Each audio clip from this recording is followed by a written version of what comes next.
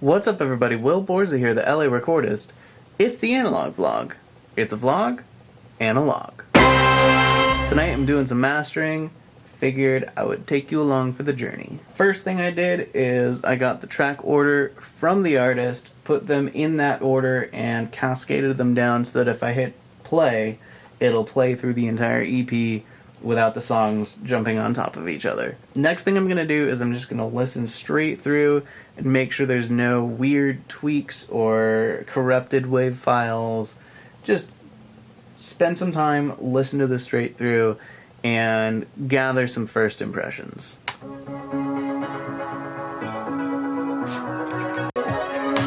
While I'm listening here, I'm also going to be normalizing each song so that they all play back at the same loudness. It's very important that the whole album is going to be hitting a target loudness unit when it's done. I think it's a good idea to start by having everything to be the same loudness.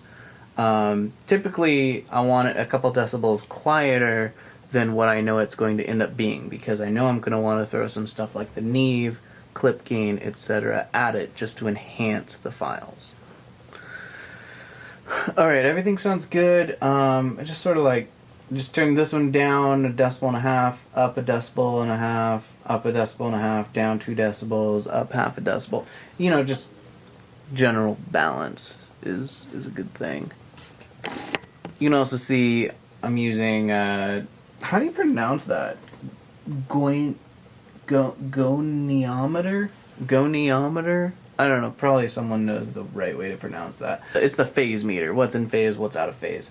This one's showing me loudness units. This one is the new Brainworks, and I'm kind of using these in tandem right now because this is new and this is old, and I know how this works, and I'm learning how the new Brainworks plugin alliance works. Next thing I'm going to do is I'm going to go through each one of these and figure out if there's any EQ moves that I want to do. Alright, EQs are in place. Next step goes through the Neve for a little bit of compression. Alright, so with this compressor, I'm taking off the top 4 decibels more or less, and I'm going to do that for each song. That gets me 4 decibels closer to my target loudness unit mark, which means I have about 3 to go, 3 decibels to go, and I think I'll do the last 3 decibels with clip gain once each song has gone through the compressor. Alright guys, the clip gain is in place. I've said it before, I'm gonna say it again because it's just so important. The loudness unit decibel value that you should always be shooting for is -13 dB. Every online platform is going to be normalizing to that value, and if your songs are not intrinsically at that value, the online platforms will change them to be that value. So it's very important you get that on your end, not their end, because you have control over it here. You don't have control over it once it's in their hands. So yeah, all these tunes are ready. All I gotta do now is just figure out the tops and tails, you know, adjust the beginnings and the ends of the songs so that the fade out sounds right, the beginning doesn't get cut off, that kind of stuff. Name them, bounce them, and that's a mastering job. Alright, so that's getting sent off to the client. In the meantime, I got another mix review to do. This one's from a friend of the vlogs. He's from France, he's currently living in England, named Alexander. Alexander sent me a link to my Facebook page for the LA Recordist, which I like never ever update, so I'm super late to catching this because like I might log on once a month or something, but I should get better at that.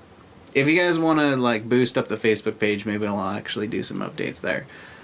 Alexander sent me a tune called Let's Keep Walking. Let's have a listen.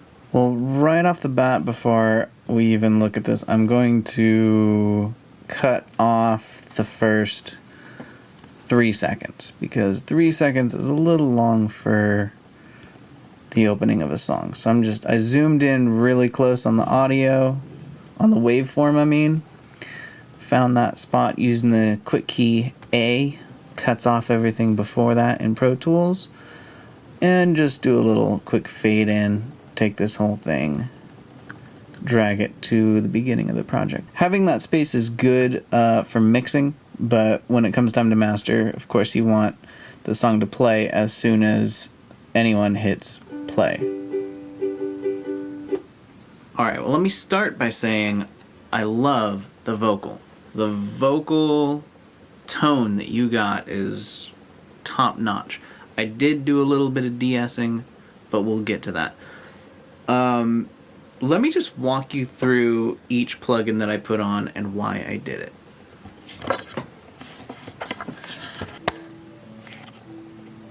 And I live in a very musical house, so if you hear stuff going on in the background, from the top.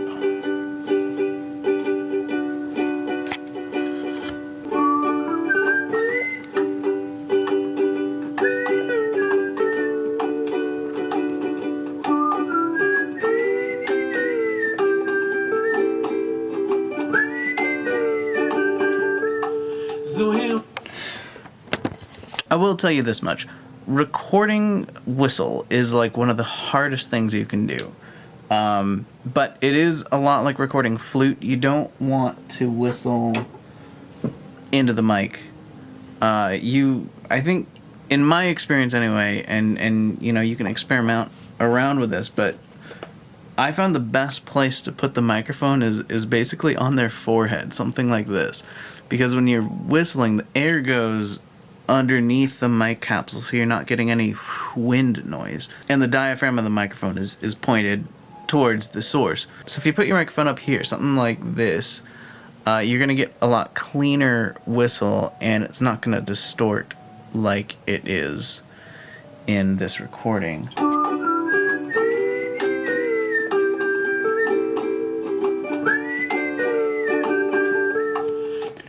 Okay, so my first plugin, this equalizer here, a lot of notch EQs going on and a little bit of dip right around 350 hertz.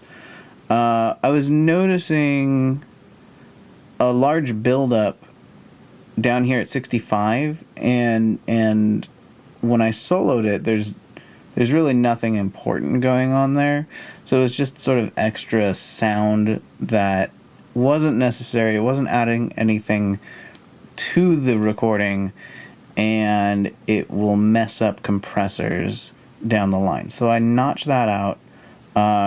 If you're working with the stems, you might want to locate where that 65 hertz frequency is coming from and get rid of it there.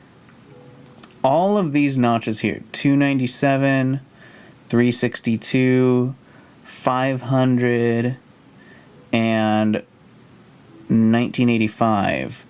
Those are all frequencies very specific to the ukulele. Now the ukulele, of course, being the main instrumental of this recording, it had a lot of resonating frequencies here, and the strings were actually ringing at 1985. So if you solo up 1985,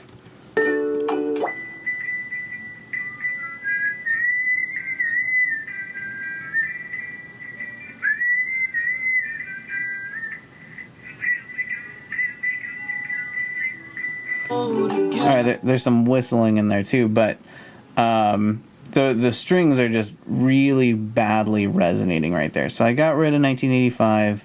500 just sounded a little wonky and boxy to me. 362 was the resonant frequency of the ukulele body, and 297 was the lowest note on the ukulele, which was getting strummed the hardest and resonating the loudest, and it was kind of overpowering the rest of the notes being played. So 297 I turned down just a little bit. We seem surprised that we always end up at the start. So there's your de-esser, and I think it really just helps to smooth out the harshness up in the high end because of the vocal, which is very bright and very upfront.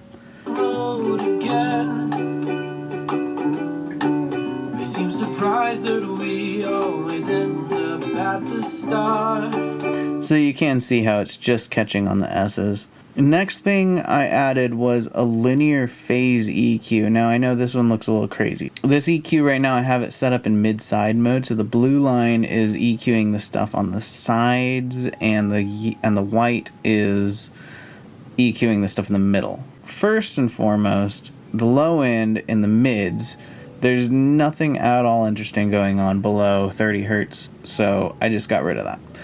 I added a little bump here at 131 because that sort of brought up the bass type instrument, but I gave it a counteracting dip at 261 because you don't want the bass to just fall over onto the top of the rest of the mix. So if you're going to boost the bass, you want to add a little bit of a dip right above it. It's a weird sonic thing. I can't fully explain it. It works. This red shelf is turning the entire top half of the mids down by half a decibel. It just seemed to work for me. On the blue curve, I have a rather large bump, 5 decibels a gain at 380, and then 2.5 at 5225.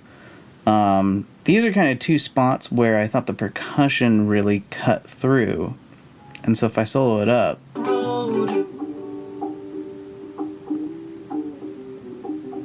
you really hear the body of the percussion there.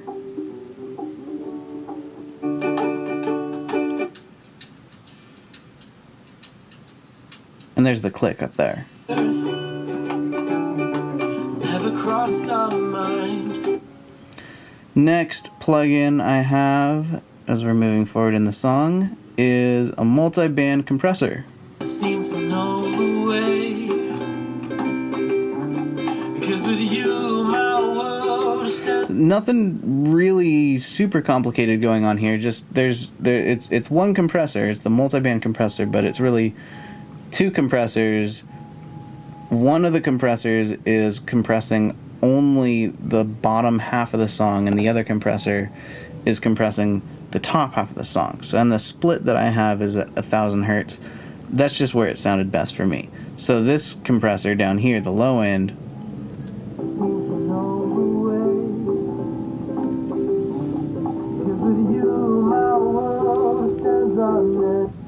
and the high end seems to know the way. Because with you, my world. And by compressing them separately, they balance each other out. They sort of, the top and the bottom sort of come together and sit well with each other. Because if you're using a regular compressor and, let's say, the vocal starts to sing a really loud line, it's going to compress the low register and the high register the same. But if the way this is set up, if your singer sings a loud part, this goes down further, but this one stays with the rhythm of the ukulele and the drums and stuff. It's cool. If you've never done multiband compression, check it out. It's fun. Let's keep walking. So next we have a little bit of reverb. I wanted it to be really transparent, so it's 14% wet, the rest dry. The tail's only a second long. There's no reverb above, 6,000 hertz, so it's low and inside. But this is your standard Pro Tools reverb. There's nothing fancy going on here. It just adds a little extra space to the mix, which your mix was very dry. I'm not sure if you were intentionally having it very dry, but even the driest of mixes that you want to sound like it's a dry mix could benefit from a little bit of reverb. You don't want to have long tails, but if you do something like that where it's only a 1 second tail and it ducks out of the way real quick, it sure adds a lot to the mix. It sort of just thickens up everything. Last plugin I have in place here is a Fairchild style compressor. And again, I have this one also in mid-side mode. So the bottom compressor is compressing only the sides, and the top compressor is only affecting the mids. This is just another really effective balancing trick that I have. You know, a good idea with that whistle and electric guitar slide, I would send those to the same bus and put a compressor on both of them so that they really gel together and sound almost like one instrument. Because the whole point of playing those in unison is that you want them to sound like they're in unison. And so adding a compressor really glues them together tight. So take the whistle and the guitar in that instance, send them to the same bus, and put a compressor on that bus. Now, as for mastering on this one, technically all this stuff is stuff that I would do if I were mastering this because, you know, all I have here is the 2-track stems. But in terms of like actually getting loudness right, I have a limiter first. Now, I know that's not standard, and I know a lot of Musicians Institute students just started screaming at me, but you put the limiter first, you crank it up to where everything's just barely touching the edge, touching the top. Because with you my world stands on end, and for you my heart won't give in. And that makes it really easy to put a compressor on there with a very fast attack to get a lot more percussion sound out of the transients of this song. Which, because this is ukulele driven and the ukulele has a very fast attack, it's quite effective in this case to put a fast attack compressor on the master bus. Auto release to act as a little bit of glue. This is a 2.5 to 1 ratio. Threshold is barely touching the top at all. Because with you my world stands on end, and you can see it's doing about a decibel and a half of compression. After that, one more limiter just for safety, because you don't want anything to go over -1. So I'm just going to bounce out this last chunk right here, both with the plugins and without the plugins, and I'm going to put it at the end of the vlog, so with a little A-B comparison so you can hear the difference. Well, I hope you guys enjoyed this episode of the Analog Vlog. My name is Will Borza. I'm the LA Recordist. Please like, share, and subscribe, and I will see you tomorrow. Peace. 'Cause with you my world stands on end, and for you my heart it won't give in, and because of you I have the nerve to say.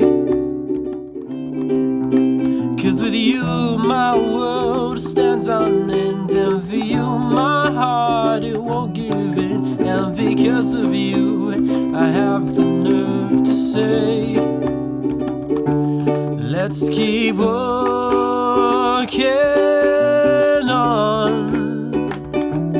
Let's keep working on. Let's keep moving along. We don't have to dwell on what went wrong if we keep on moving.